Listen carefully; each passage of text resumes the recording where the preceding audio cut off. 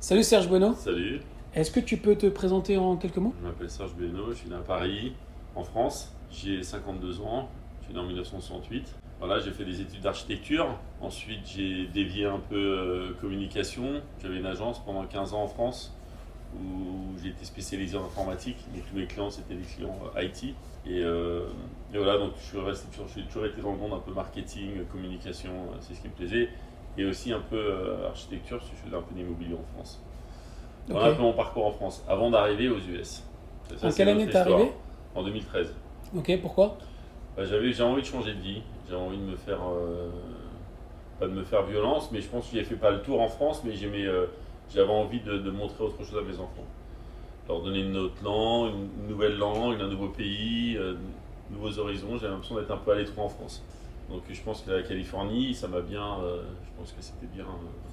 Tu connaissais avant? On venait souvent en Californie. Ouais. Moi j'étais venu jeune en Californie, j'étais venu quand j'avais 20 ans et j'avais adoré et je voulais rester en Californie. Donc je suis resté 3 mois, après je suis rentré à Paris, j'ai dit à mon père je vais arrêter mes études d'architecture pendant un an et je veux vivre un an en Californie. Donc je ne pouvais pas, donc je suis retourné, je suis resté 3 mois encore. Donc après avec le visa je ne pouvais plus, donc je suis rentré. Et après voilà, j'avais cette idée en tête, c'était vraiment vivre en Californie, j'avais que ça. Donc je me suis dit il faut que je travaille, il faut que je fasse de l'argent, il faut que je fasse un truc. Et quoi qu'il arrive, j'habiterai en Californie C'était plus tard. l'objectif. Ah, c'était mon goal, ouais. J'avais que ça en tête. Et même quand je me suis marié, j'ai dit à ma femme, on ira vivre en Californie. Et toute ma vie, je travaillais pour ça. C'était pas une destination pour être heureux, parce que j'étais heureux en France, tu vois, mais je me suis dit, voilà, j'aimerais qu'à une étape de ma vie, on change et j'aille vivre en Californie. Voilà, c'était vraiment une envie parce que qualité de vie, parce que le climat, parce que les gens, parce que l'ouverture d'esprit, parce que la grandeur du pays, parce que, voilà, Et les pourquoi tu l'avais pas fait opportunités. plus tôt? Bah, plutôt, c'était compliqué parce que plutôt j'avais mon agence. Donc, mon agence, j'ai arrêté en 2008. Après, j'ai travaillé dans une autre compagnie.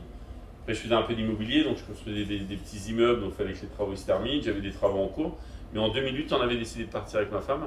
J'ai eu une opportunité de travail, donc j'ai travaillé 3 ans avec une personne. Et finalement, après, on a vendu notre maison en 2012 et 2013, je lui ai dit c'est maintenant ou jamais parce que le grand avait 16 ans. Et c'était limite parce qu'après, pour déplacer après 16 ans, c'est compliqué. Et l'amener en Californie, il était perdu, lui, ça ne lui plaisait pas du Ouais. tout. Et il a eu beaucoup de mal à s'adapter. Donc le plus grand il avait 16 et le plus petit? 5. Donc lui c'était pas de problème. Non, lui, pas de problème. Même Michael, 13 ans, il est arrivé, pas de problème. Carla, elle avait 8 ans, pas de problème. Donc, bon, Anthony aussi, on l'a mis au lycée français, donc il était quand même dans un environnement qui était pas mal quand même. Nous, on est parti, moi je suis parti avec ma femme et 4 enfants. J'ai laissé 40 ans de vie en France, quoi. En France, un peu partout. Moi, mes amis, ma famille, mes cousins. On est une grande famille. Ma mère, elle a 8 sœurs. Mon père, il a 3 frères et 4 sœurs. Donc, j'ai plus de 100 cousins, quoi. Avec qui on a grandi, on a vécu ensemble, que j'ai tous les jours encore C'est ça. dans tous les groupes WhatsApp. Plus les amis, plus les relations, plus tout ça. Donc, c'était une vie. Mais c'était intéressant. C'était un peu un choc. Parce que d'arriver en Californie où j'avais vraiment personne. C'est-à-dire que je connaissais personne en Californie. J'avais pas un ami, un contact, j'avais rien. Et t'avais pas gardé un contact d'il y a 20 ans? Non, bah non. Non, parce que la personne qui était restée là il y a 20 ans, elle était repartie après parce il était pas resté aux États-Unis. Mais ouais, on est arrivé ici sans contact. Donc c'est vrai que c'était les premières nuits, je me disais putain, mais quand même, t'es fou quand même. Et comment tu as fait après pour connecter avec les gens? J'étais pas venu ici pour chercher des amis, pour chercher de l'amour, parce que j'en ai eu toute ma vie. Moi, ma priorité à moi, c'était le bien-être de mes enfants, c'était les installer. Et finalement, c'était un peu compliqué parce que ça s'est fait naturellement l'inverse. C'est-à-dire que on s'est vite trouvé des amis, on s'est vite trouvé de la chaleur, des amis, de l'amitié, tout ça. Et les enfants plus difficilement. Parce que Matt, le dernier, il est arrivé par les Français, donc il arrivait à 5 ans dans une école où les 6 premiers mois c'était horrible. Il rentre à la maison, il pleurait, il me dit je comprends pas, ils me mettent à l'écart, je comprends pas ce qu'ils disent à l'école. Les grands aussi, c'était un peu compliqué de se faire des amis parce qu'ils sont arrivés quand même, c'était une adaptation qui est compliquée. Et paradoxalement, nous, c'était vraiment différent. C'est-à-dire on a rencontré des gens qui nous ressemblent et on s'est intégré naturellement, quoi, vraiment sans forcer. Mais c'était pas ce que je recherchais. Donc moi, ma priorité, c'était vraiment le bien-être de mes enfants, qu'ils soient bien installés, qu'ils soient bien dans leur tête. On savait que c'était quand même, c'était osé parce que arrivant en Californie, déplacer une famille comme ça en milieu de vie, où on avait vraiment toutes ces habitudes et tout dans un pays où on parlait pas très bien la langue, parce que je suis arrivé la première fois, je pensais pas l'anglais. J'ai été au cinéma, j'ai vu un film, j'ai pas capté un seul mot. Je me suis dit, on a du boulot, donc on a été à UCLA avec ma femme. On a réappris un peu l'anglais, donc avec les séries, tout ça. Mais voilà, on était en confiance. Moi, j'étais en confiance parce que la confiance, c'était quoi? C'est que je me disais, on va venir 2 ans, et au bout de 2 ans, on fait un point. Si au bout de 2 ans, ça ne nous a pas plu, on n'a pas fait ça, c'était pas ce qui nous convient, ça ne nous ressemble pas, finalement on avait un rêve de jeunesse et c'était pas ça quoi, on revient, c'est tout, on revient en France. Donc j'avais cette aisance financière de le faire, de me dire c'était voilà, ça va nous coûter tant, c'est comme au poker, on paye pour voir, j'ai payé pour voir, et au bout de 2 ans on s'est fait un bilan, on s'est dit bon alors qu'est-ce qu'on fait? Et au bout de 2 ans on s'est dit qu'on était tellement bien ici quoi, qu'on avait commencé à se construire un truc qui était intéressant. Et surtout à un moment de notre vie où on avait besoin de nouveautés. Tu es arrivé avec quel visa? Je suis arrivé avec un visa investisseur. Sur Donc, combien de temps? J'avais un visa investisseur, c'était 4 ans je crois sur ma compagnie.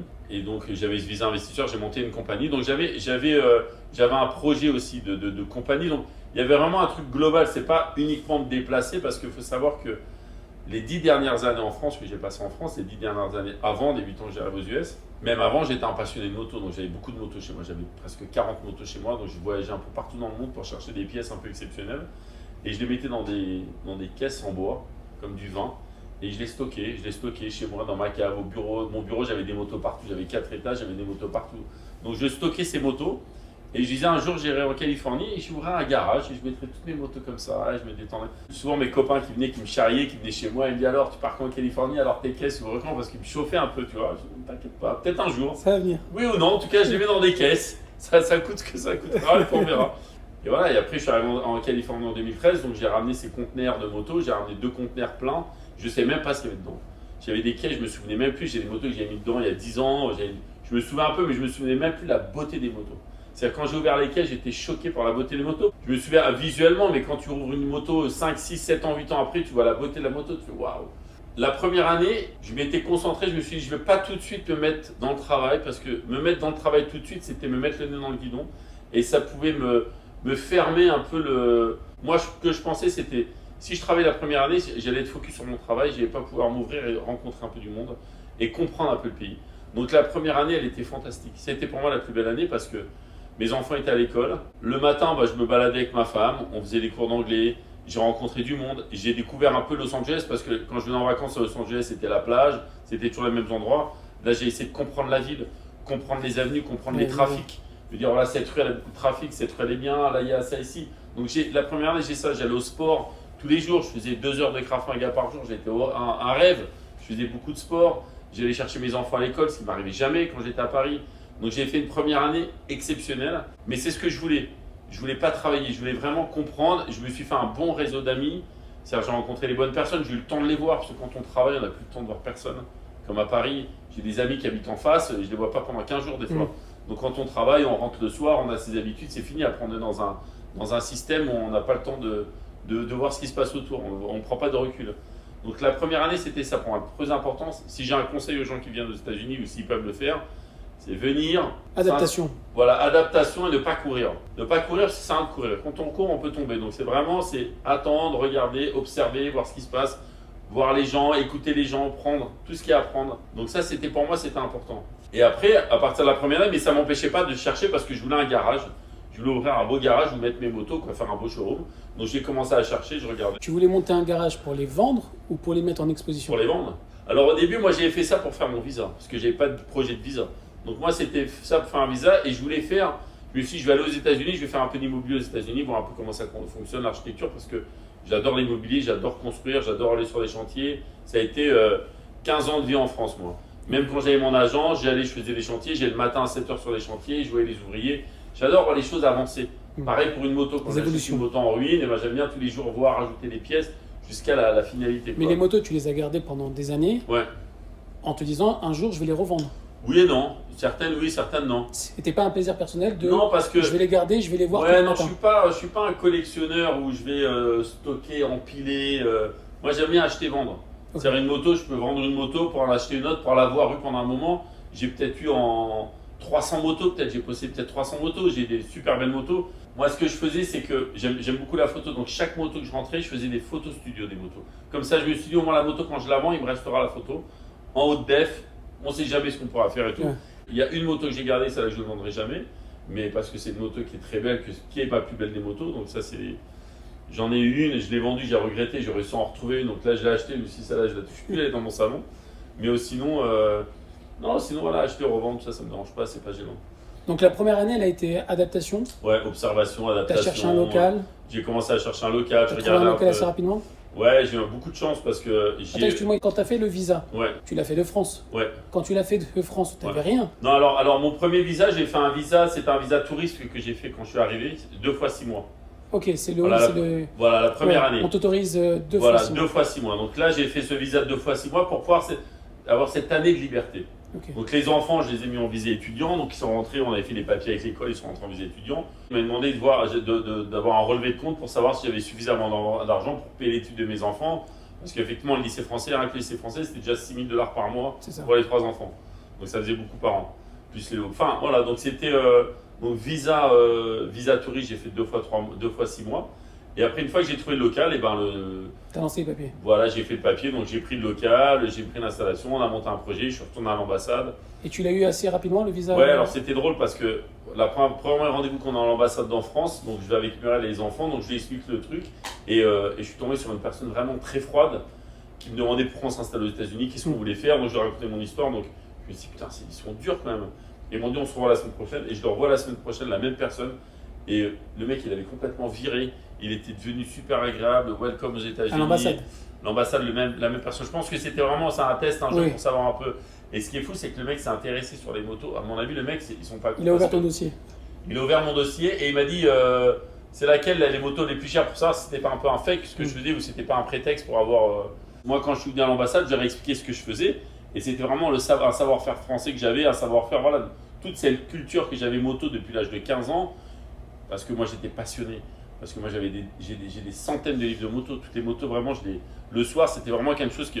Donc l'histoire c'était vraiment ce savoir-faire que je voulais amener parce que quand j'ai dit à des copains que j'ouvrais un garage moto en Californie, ils m'ont dit c'est comme si tu allais ouvrir une pizzeria en Italie, quoi, ils t'attendent pas. Je dis oui, mais aux États-Unis ils ont une culture moto, ok, mais c'est très Triumph, Harley Davidson, Easy Rider, ils ne connaissent aucune moto européenne. Il faut savoir qu'en France, rien qu'en France, il y avait 600 marques de motos au début du siècle. Il y a des motos qui valent des millions de dollars aujourd'hui. Parce que c'est des motos qui étaient tirées à très peu d'exemplaires, c'était des motos de course. En Belgique, ils avaient 50 marques de motos. Donc c'est des motos qui sont très rares. Donc moi j'ai amené toutes ces motos, une partie, pas toutes ces motos, mais beaucoup de marques françaises, européennes, belges, tout ça, hollandaises et tout. Des motos de course, c'était vraiment des motos, moi j'aimais bien les motos factory racer qui n'étaient pas commercialisées. Donc c'est ça les pièces que je recherchais.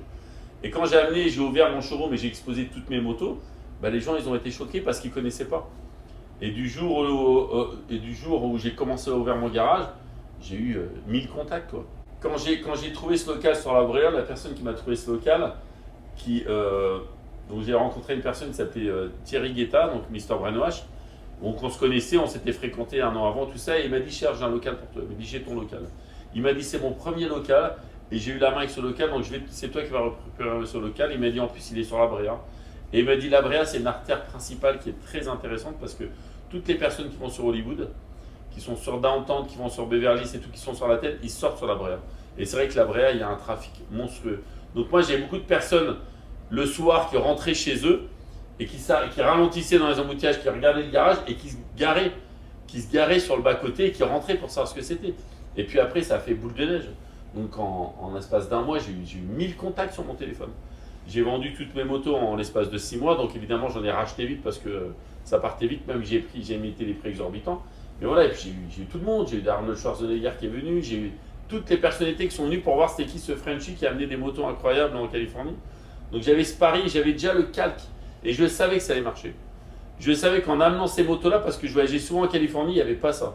En Californie, j'allais voir des garages, c'était les mecs qui faisaient des customs, c'était les mecs qui faisaient des choppers, c'était les mecs qui faisaient des Harley, mais il n'y avait pas ça. Alors des fois on dit s'il n'y a pas, c'est que les gens ils n'en veulent pas. C'est ça.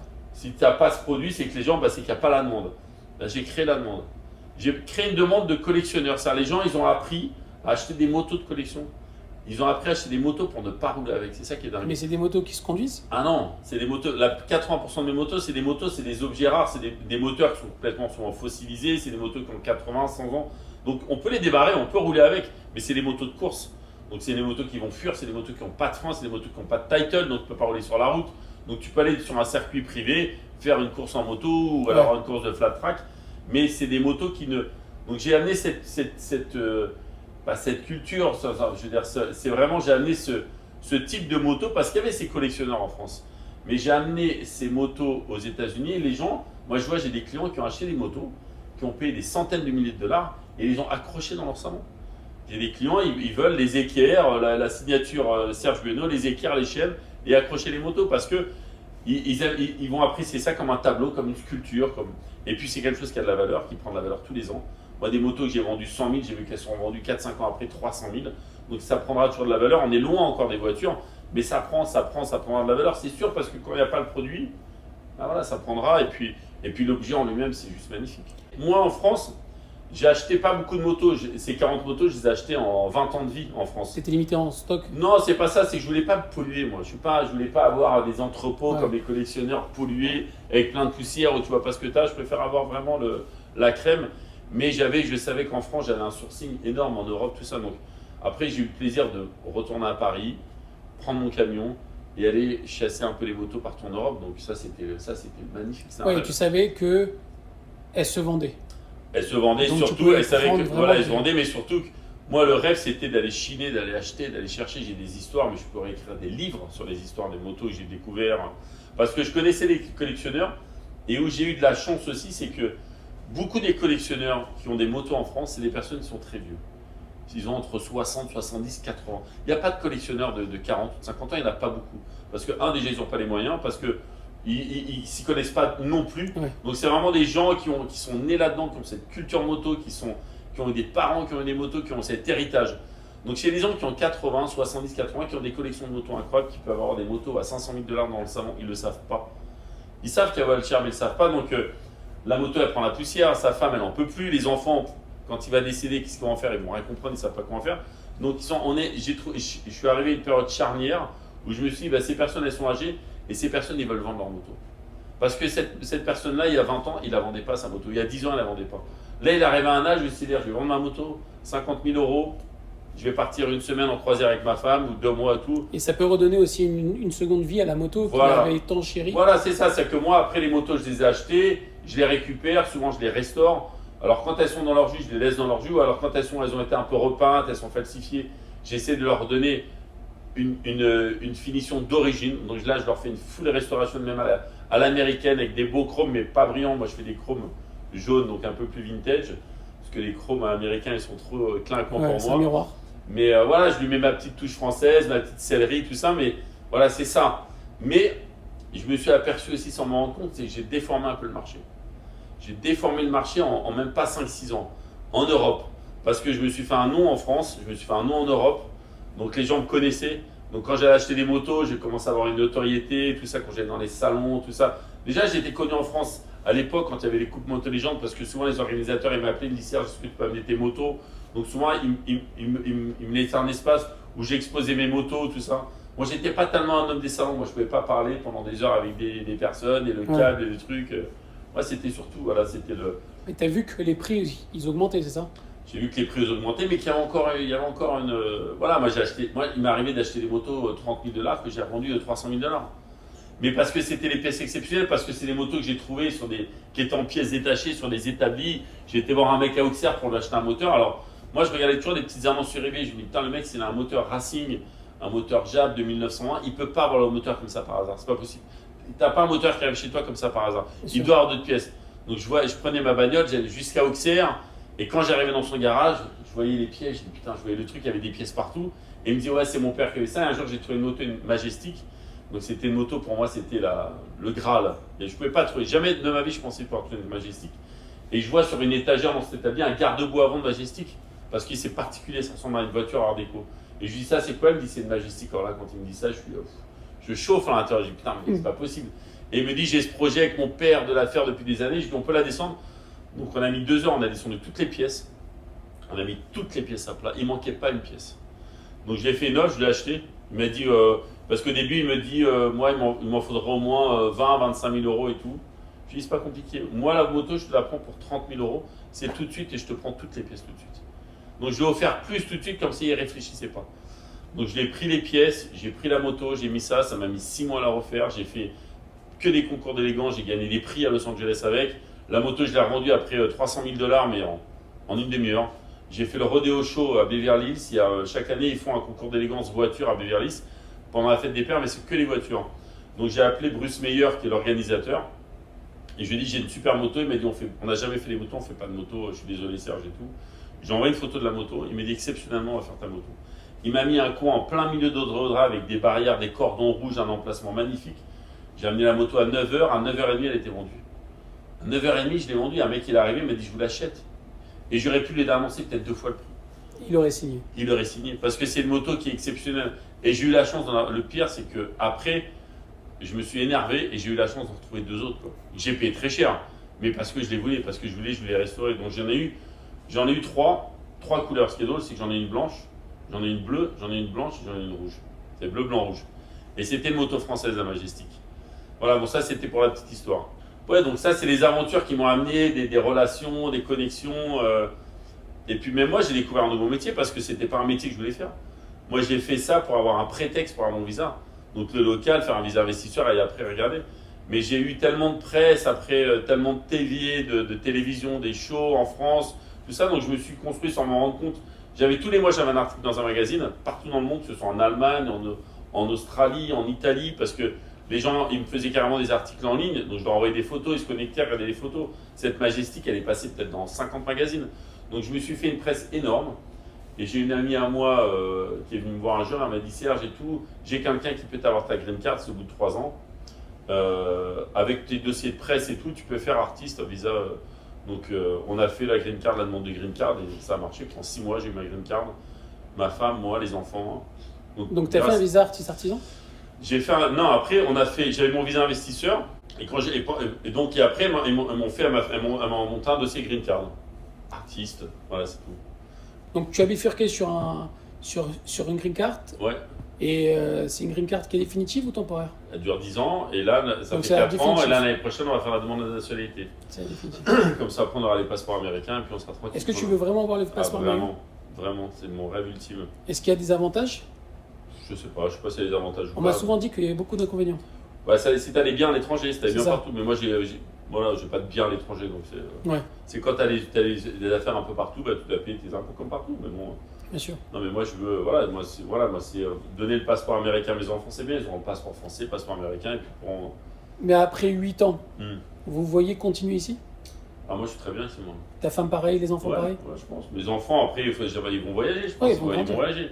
Mais en tout cas moi la Californie, moi j'ai fait le tour, moi j'adore aller en France, j'adore la France parce que c'est mon pays, je suis né à Paris, tout ça, donc la culture, la nourriture, tout ça c'est quelque chose qui me tient, tu vois. J'adore aller en France, mais j'adore revenir chez moi en Californie, quoi. Parce que je pense qu'ici on a tout, quoi. C'est ça. La qualité de vie, le climat, les gens, il n'y a pas d'agressivité, le travail, les opportunités, les gens se plaignent pas. Moi je suis beaucoup parti de France parce que je ne supportais pas les gens qui se plaignaient. Ce sont toujours les gens qui ont tout et qui se plaignent, donc ça c'était un truc que je supportais pas. Les gens qui ne travaillaient pas à ton rythme, voilà. Moi j'ai travaillé dans une agence mes 2 premières années, j'arrivais à 8h30, mais pourquoi t'arrives aussitôt alors qu'on arrive à 9h, parce que j'aime travailler, quoi. Donc oui, après vivre ici, je sais pas, moi je ne sais pas demain ce que ce sera demain, mais en tout cas, moi pour l'instant je suis bien ici, j'aime mon travail, j'aime ce que je fais. Le matin je me lève, je suis content de venir bosser. J'adore créer, j'adore construire, j'adore bâtir, j'adore tous les jours, il faut que je fasse un truc. Je peux pas me lever un matin et me dire aujourd'hui je vais rien faire. Alors je peux aller faire du surf, je peux aller à Malibu, je peux faire un truc, mais j'ai besoin tous les jours, même le samedi, le dimanche, mais ma femme elle dit tu te reposes jamais, je dis on a toute la mort pour se reposer. J'aime bien toujours faire des trucs, donc avoir des projets, avoir des goals, avoir des objectifs, avoir des trucs à faire. Et tu as monté une marque de vêtements? J'ai monté cette marque de vêtements par hasard en plus parce que quand j'ai fait Rose Motors, donc j'ai fait ce logo, j'ai fait cette identité, tout ça, et comme dans toute entreprise américaine, on a toujours la casquette de la compagnie, tu vas d'une boulangerie, la casquette avec le logo de sa boulangerie, donc j'ai monté cette marque Rose Motors. Et j'ai vu que les gens, ils venaient, ils achetaient des casquettes, après j'ai fait des t-shirts, donc j'en ai des t-shirts, je fais des blousons. Et donc j'avais cet atelier sur la Bria, j'ai fait un bel atelier, je me souviens très bien la première fois que je venais d'ouvrir, il y a Christian Digier, le pauvre là, qui était venu me voir, il m'a fait « Oh putain, tu as fait le Ralph Lauren de la moto » parce que j'ai fait vraiment un truc, je pouvais manger par terre. Je voulais pas faire comme faisait tout le monde, c'est-à-dire mettre des motos vintage dans de la paille avec des vieilles caisses dans une grange. Je voulais donner un côté luxe, faire un bel écran pour les motos. Parce que pour moi, ces motos méritaient un bel écran. C'était velours rouge, c'était mur noir, il fallait que ce soit beau. Parce que même demain, si tu la mets dans ton salon, il faut que ce soit un bel objet. Et je trouve que ça valorisait l'objet. Des fois, j'ai acheté des motos en Belgique ou en France, dans un garage, elle n'avait pas de gueule, je la ramenais chez moi, je faisais des photos, je la retapais, je la mettais dans cet écran, tout de suite, la moto, ça lui donnait une dimension encore. Et donc, ça donne un avantage sur le prix. Comme je te disais tout à l'heure, on va revenir là-dessus, je te dis que j'ai un peu déformé le marché sans m'en rendre compte. C'est que quand j'ai appris à chercher des motos après, parce qu'après, j'avais une recherche qui était différente, qui était plus financière. Au début, c'était plus de la passion. Et après, c'est devenu un business, parce que je me suis dit, il y a un business à faire. Donc, par exemple, si je cherchais une moto, une matchless de course, une G45 de 1950, et qu'il y en avait 3 à vendre en Europe, bah, j'allais acheter les 3. Et paf, je voulais qu'il y en ait plus sur le marché. Donc, il y en avait une à vendre qui était à 15 000, une à vendre qui était à 20 000 et une à vendre qui était à 40 000. Je me débrouillais pour acheter les 3. Je m'en foutais, mais je n'allais pas lui dire à un mec de 45 000, l'autre à 15 000. Je payais le prix qu'il fallait, j'ai acheté les 3. Donc, il n'y en avait plus à vendre. Sur Internet, il n'y en avait plus à vendre. Donc, le fait qu'il n'y en avait plus à vendre, moi, je pouvais mettre le prix que je voulais. Donc, moi, j'en restaurais une et je la mettais à 100 000, 120 000. J'éclatais le prix carrément. Je m'en foutais. Si le mec, il la voulait, soit il la paye, soit il la prend pas, mais en tout cas, moi, je la garde, ça ne me dérange pas. Donc, une fois que je l'ai mis à 100 000 ou à 80 000 sur mon website, je faisais de l'Instagram. Donc, sur mon Facebook, j'avais plus de 100 000 followers, beaucoup de followers européens clients. Donc, les gens, ils voyaient la moto. Le mec qui en a une dans son garage et qu'il n'avait jamais vu à vendre, il dit, chérie, regarde la moto qu'on a dans le garage, elle vaut 100 000. Elle vaut pas 20 000, il ne savait pas le prix. Ça vaut. Donc, qu'est-ce qu'il fait, lui? Lui, il la met à vendre tout de suite à 100 000. Lui, tout de suite, il se dit, bah attends, on va mettre une annonce. Lui, s'ils l'ont mis à 100 000, on va la mettre. Bon, la différence, c'est que lui, à 100 000, il ne la vend pas en France. Moi, à 100 000, je la vends aux US. Mais par contre, ce qu'il y a de bien, c'est que la moto, on lui a donné une cote. Elle a une cote maintenant, la moto. Moi, quand je vends une moto en auction à 100 000, une moto qui est à 20 000, le commissaire-priseur me dit, ah, combien? Je dis, moi, le prix de réserve, je veux 100 000. Quand la moto, elle s'est vendue à 100 000, maintenant, sa cote, c'est 100 000. Ça ne se vendra jamais en dessous. Donc, j'ai déformé le marché. Donc, il y a un avantage et un inconvénient. C'est que l'avantage, ben, j'ai pu vendre des motos très chères, mais l'inconvénient, c'est que quand je retourne en Europe pour chercher ces motos, ben, les gens disent, bah, attends, toi, tu les vends 100 000, on va te les vendre plus cher. C'est ça. Donc, à moi, après d'argumenter, lui dire que moi, je peux te proposer tant, sachant que moi, les motos aux États-Unis, on les vend plus facilement qu'en France, parce que la clientèle est plus aisée, puis les gens ils dépensent plus, surtout des produits rares. Est-ce que tu as de la concurrence? Je ne sais pas si c'est vraiment. Je ne sais pas. Écoute, en Californie, moi, j'ai jamais vu de concurrent. Je ne sais pas s'il y a une concurrence. J'ai jamais vu. J'en connais pas. Il y a des styles différents. Il y a des préparateurs de motos, mais ce que je fais, il n'y en a pas. Il n'y en a pas. Moi, j'ai vraiment. Il n'y en a pas. Donc, j'ai mes clients. Moi, j'ai les interviews des clients qui sont un peu choqués par ce que j'ai fait, tu vois, mais concurrentes, non. Dans la voiture, il y en a des tonnes, mais en moto, il n'y en a pas beaucoup. Il n'y en a pas beaucoup parce qu'après, il faut trouver les bonnes motos, il faut connaître les motos, il faut connaître les pièces. Il faut être un passionné déjà à la base. Il faut être un passionné et il faut que l'objet, au final, il soit beau.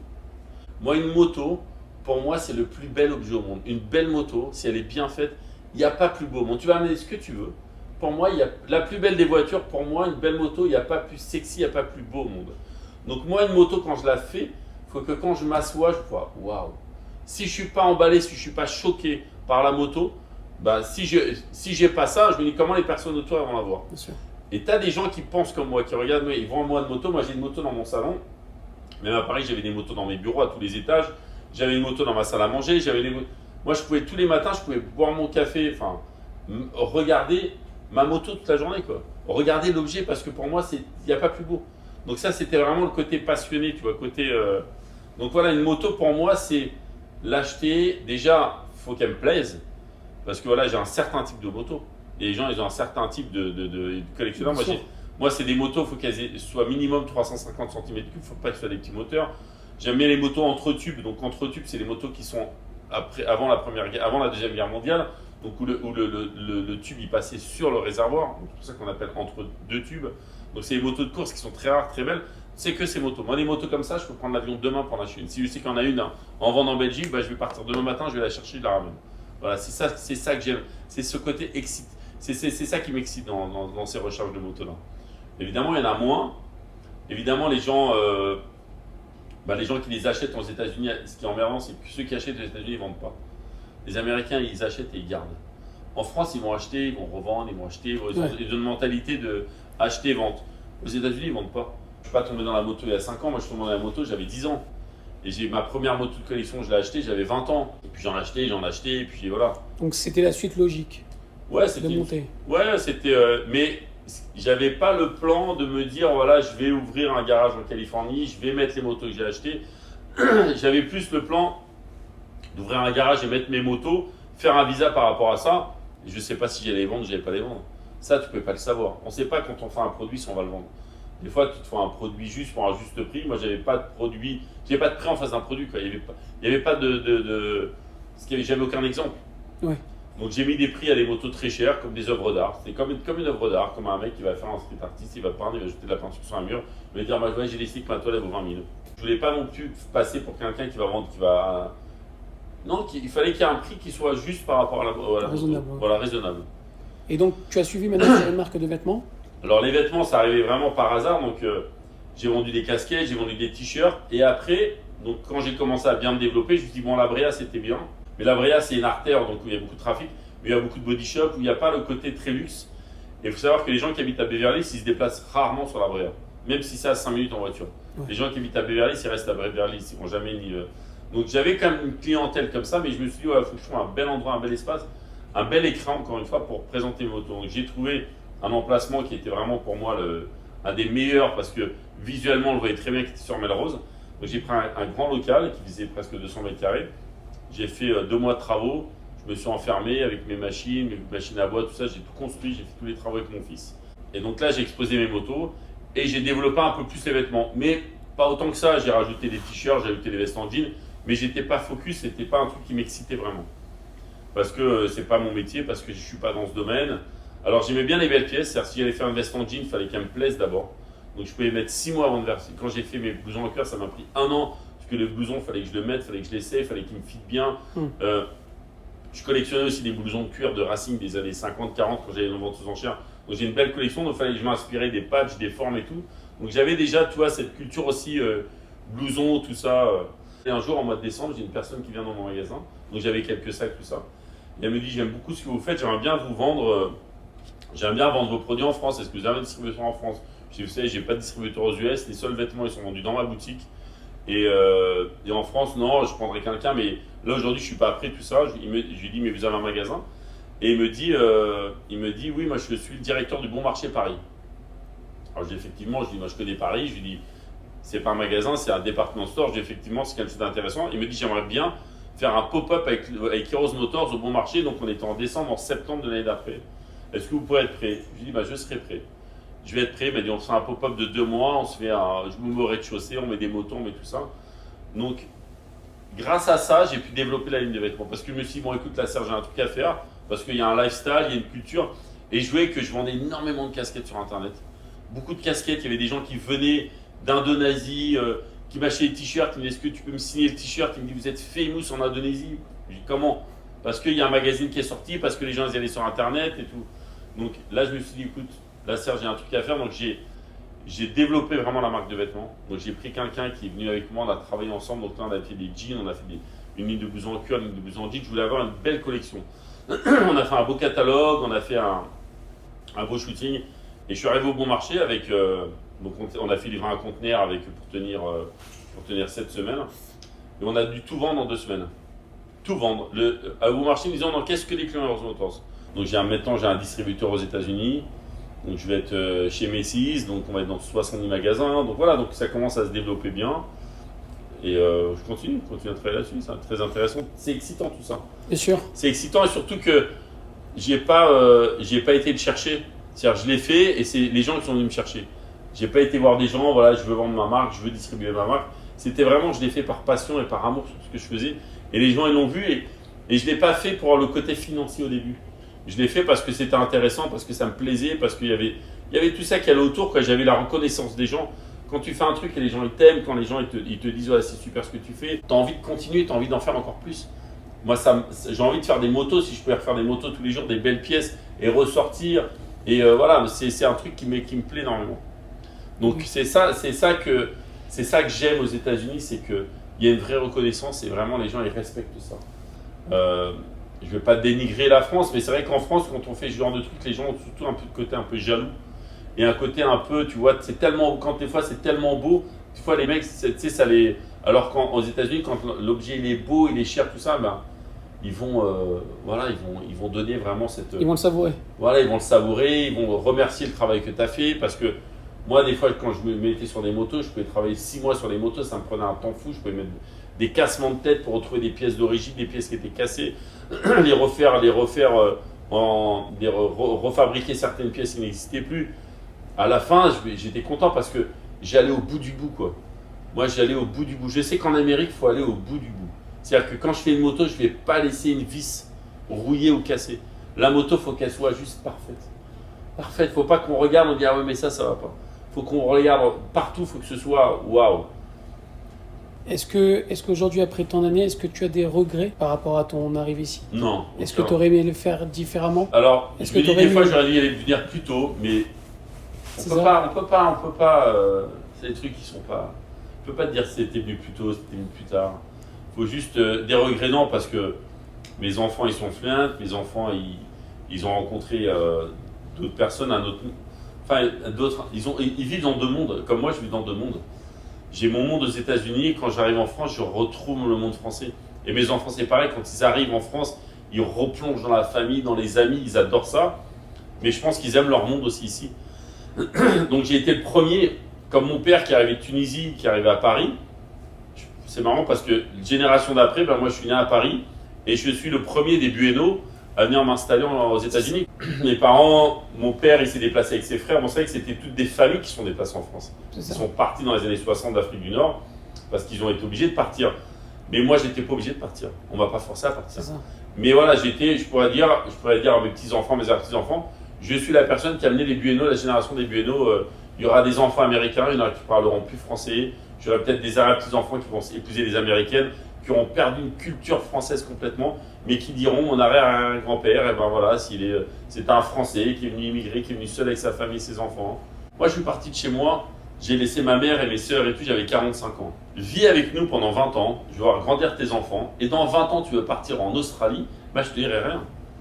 Moi, ma mère, ma belle-mère, ils ont vu nos enfants grandir, on a vécu pendant 15 ans de mariage avec eux en permanence. Donc vis avec nous pendant 15 ans tous les jours, amène-nous nos petits-enfants, tout ça. Et après, quand tes enfants ils seront grands, tu décides d'aller en Australie. Mais je t'accompagnerai à l'aéroport s'il faut. Il y a un âge où tu te dis après il est trop tard. C'est ça. Et il faut le faire. Alors tu sais, moi quand je suis arrivé, c'était pas facile. Plus tu travailles, plus tu as des opportunités, plus tu rencontres de gens et plus tu vas avoir de la chance. Si tu restes chez toi et tu fais rien, tu n'auras pas de chance. Voilà, tu vas pas la provoquer. La chance, évidemment, elle existe parce que tu vas avoir un peu plus de chance en faisant ça, en faisant ci, tout ça. Mais il faut la provoquer. Moi, j'ai toujours ça aux enfants. Je dis, quand tu cherches quelque chose, le non, tu l'as. Qu'est-ce que tu risques? Le oui. C'est ça pour moi la vie. C'est d'aller chercher la chose. Parce que si tu ne la cherches pas, tu as le non déjà. Donc, qu'est-ce que tu vas risquer? Le oui. Bien sûr. Donc, pour moi, c'est une mentalité que j'ai toujours eue. Donc, c'était pas facile quand je suis arrivé aux États-Unis. Les gens, ils pensent que c'est facile. Non, moi, je transpirais la nuit.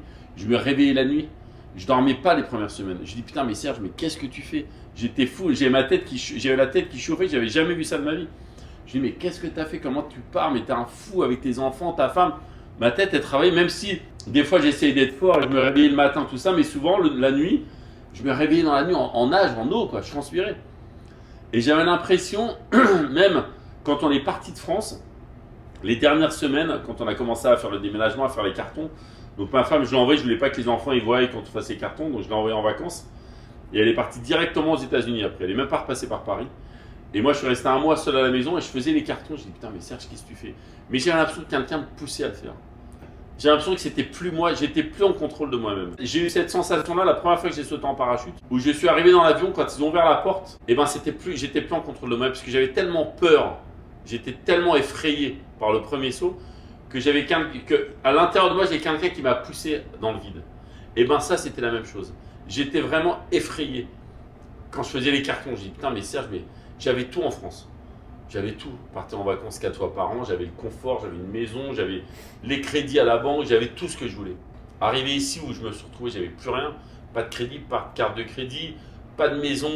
Et c'est peut-être ce que tu recherchais. Ouais, je recherchais. Ce second risque. Ouais, c'était un second risque, mais aussi c'était quand même un gros risque. Parce qu'à un âge, tu n'as plus envie de risquer, quoi. Moi, j'ai un conseil à donner aux gens, c'est pas, à part si tu viens avec 100 millions de dollars, mais l'argent, s'il se dépense très vite. C'est pas l'argent que ce qu'il faut, c'est avoir des revenus sur place. Si tu n'as pas de revenus sur place, si tu ne gagnes pas d'argent, tu émigres, tu ne peux rien faire.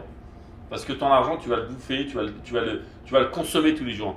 Et tu vas le consommer à un rythme vite parce que tu as des habitudes de vie que tu ne peux pas changer. Tu ne peux pas changer tes habitudes de vie. Tu ne peux pas changer tes habitudes de partir en vacances, de voyager, d'acheter des voitures et tout. Donc tu dis que tu as de l'argent.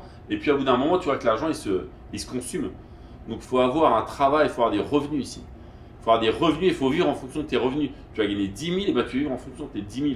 Tu vas gagner 20 000, tu vas vivre comme en France. Donc ça, c'est pour moi la chose qui était la plus importante. Donc oui, c'était très dur. Oui, la première année, même si c'était une année magnifique, j'ai eu des coups la nuit où j'avais une personne, j'avais l'impression, au fond de moi, j'ai quelqu'un qui me poussait. Je me dis, putain, mais j'ai pas besoin de ça, quoi. J'étais fatigué. Pourtant, ça me donnait cette force et ça me donnait une confiance. Il fallait que j'ai confiance en moi. Parce que si j'avais pas confiance en moi, c'était très dur. Quand je vendais mes motos, quand tu fais un truc, quand tu vends une chose à quelqu'un, il faut que tu aies confiance en toi. Même si des fois, tu as des doutes, il faut essayer d'enlever ces doutes. Enlever ces doutes, enlever cette peur et se dire, allez, on y va, on va voir. On y va, on va voir. On va voir, c'est tout. On va voir, qu'est-ce qu'on risque. Des coups, et voilà, on va tomber, on va prendre des KO, et il faut savoir se relever. Un boxeur, il va prendre un KO, il va perdre un combat, et il va apprendre. Et le combat d'après, il va essayer de gagner. C'est pas parce que tu as perdu un combat que tu es mort. Tu dois perdre des combats, prendre des coups. Une fois, tu vas pas t'attendre, tu vas te prendre un coup, tu vas tomber, tu vas pas le voir venir. Et c'est pas grave. C'est pas comment tu tombes, c'est comment tu dois te relever. Faut être fort toujours pour se relever. Et faire des trucs, continuer à y croire, continuer à être créatif, continuer à avoir, voilà, comme je disais, avoir une confiance, et puis c'est tout. Voilà. Et c'est ça que j'ai voulu apprendre à mes enfants parce qu'ils ont une culture française qui est magnifique, donc ça je suis très content qu'ils l'ont. Ils ont une culture encore nord-africaine de mes parents qui est juste encore plus incroyable, donc ils ont multiculture. Et là ils ont une culture qui est complètement américaine aussi. Moi je vois mes deux derniers, ils sont vraiment, c'est du moitié-moitié quoi. Ils peuvent être complètement américains, ils peuvent être complètement français. Quand ma mère elle est là, c'est encore un autre trip, donc c'est magnifique quoi. C'est une culture qui est magnifique. Donc aller voyager, bouger, voilà. Après le rêve ultime, c'est pouvoir voyager souvent quoi. Parce que c'est bien d'habiter loin, parce qu'on se dit souvent, les gens ils sont jamais heureux, ils sont demain on sera là, demain on fait des projets pour être là. Moi comme je dis à mes enfants, je dis le bonheur c'est pas une destination, le bonheur c'est aujourd'hui. Parce qu'à force de dire on fera ça, souvent tu fais rien. Ou tu fais rien, tu peux être déçu parce que tu n'arrives pas à l'avoir. Donc toute ta vie tu vas être frustré. Si j'avais pas acheté ma première moto de collection dans un marché à Vincennes quand j'avais 20 ans, mon père il m'a dit mais c'est quoi, c'est que tu vas ramener ça à la maison? Je lui ai dit laisse, j'adore. Si j'ai eu ce coup de foudre, ouais. Si j'avais pas eu ce coup de foudre, évidemment, c'est ça la vie. C'est les rencontres. C'est les rencontres que tu vas avoir à droite, à gauche avec certaines personnes. Moi j'avais un associé en France avec qui j'ai passé 15 ans de ma vie. On a passé 15 ans extraordinaires. C'est une personne que j'ai rencontrée un matin. C'est une personne que j'aurais pu ne jamais rencontrer. J'ai été un matin dans un centre commercial, j'étais étudiant pour aller travailler et je passe devant un magasin et j'avais un magasin où j'achetais mes vêtements. Il me dit où tu vas? Je lui dis je vais travailler à côté de la boutique d'à côté. Il me dit non pas du tout, Serge, je viens travailler avec moi. Donc il savait que je dessinais tout ça, donc je lui faisais ces dauphins blanc-bleu sur sa vitrine, des singes waikiki et tout en peinture. Et j'ai rencontré mon associé dans cette boutique. Si je n'avais pas travaillé là-bas, j'aurais jamais monté mon agence de com peut-être. J'aurais jamais fait ce que j'ai fait. Si j'ai des conseils à donner aux gens qui veulent s'installer aux États-Unis, déjà c'est la première année, c'est observer, c'est de ne pas courir, voilà, de faire un visa intéressant, de venir avec un projet sérieux aussi. Parce que c'est bien d'avoir un projet, parce que c'est un projet à long terme, c'est pas un projet à court terme. C'est de se donner une vision sur ce qu'on va faire, par exemple les années à venir. Voilà, je vais venir la première année, j'ai 5 ans, j'aimerais être là dans 5 ans. C'est ce que je veux dire à mes enfants. C'est quand tu veux faire un truc, c'est où tu te vois dans 5 ans. C'est quoi la ligne d'arrivée? Et quel va être ton travail pour arriver là-bas? C'est ça le plus important. Moi, quand j'ai fait mon truc, je dis voilà, j'aimerais être là dans 5 ans, j'aimerais être là. Alors des fois, ça prend pas 5 ans, ça prend 8 ans. Mais c'est pas grave, parce que tu es occupé pendant 8 ans. Des fois, ça prend pas 5 ans, ça prend 3 ans. Parce que tu as bien travaillé, parce que tu as eu de la chance. Mais en tout cas, il faut se mettre toujours des objectifs, se mettre des goals. Ça, c'est important. Quand tu es en famille, quand tu es en France, quand tu as ce confort de se dire j'ai un coup de blues, je vais voir mon frère, j'ai un coup de blues, je vais voir mon père, je vais voir ma mère. Tu te retrouves dans un endroit où tu es isolé complètement. Parce qu'on est à 10 heures d'avion de France. Tu es complètement isolé en plus par le décalage horaire. La journée, tu n'as plus personne au téléphone. Donc c'est encore plus dur, mais je pense que c'est bien parce que ça te donne encore plus cet esprit de compétition. Après, il faut l'avoir. T'en as qui ne l'ont pas, t'en as qui vont tout de suite baisser les bras et qui vont être fatigués. Voilà, moi j'ai toujours été... un compétiteur. J'ai toujours aimé ça, ouais, pas compétiteur, mais j'ai toujours aimé ça, quoi. J'ai toujours aimé faire les choses. Alors des fois ça marche, des fois ça marche pas. Mais je m'arrange toujours quand je fais un business, j'essaie de mettre tous les avantages pour que ça marche. Tout le temps. C'est-à-dire je limite les risques au maximum. Je ne vais pas partir comme ça sur un truc et dire voilà, on va faire ça. Donc après, ta chance si ça marche et tout, mais en tout cas, tu t'as dit, en tout cas, on a remis tous les éléments pour que ça fonctionne. Et tous les business que j'ai fait, souvent ça a marché grâce à ça, quoi. Souvent c'est vite parti grâce à ça parce que j'avais déjà prévu, j'avais déjà le. Voilà, c'est pas facile, mais des fois ça va. Quand ça prend, ça fait du bien. Merci beaucoup, Serge. Merci à toi, voilà, c'était sympa. Hein.